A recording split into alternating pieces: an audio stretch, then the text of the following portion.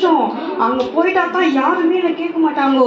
நல்லா கேம் விளையாடலாம், கபாப் சாப்பிடலாம், பிரியாணி சாப்பிடலாம். அங்கே வந்து ரொம்ப ஃப்ரீடம். எங்கன்னாக்கா மம்மி ப்ரேயர் பண்ணுன்னு சொல்லுவாங்க, கீழ்படின்னு சொல்லுவாங்க, சண்டே கிளாஸ் போன்னு சொல்லுவாங்க. அதெல்லாம் எனக்கு பிடிக்கவே பிடிக்காது. எனக்கு அங்கே தான் ஜாலி.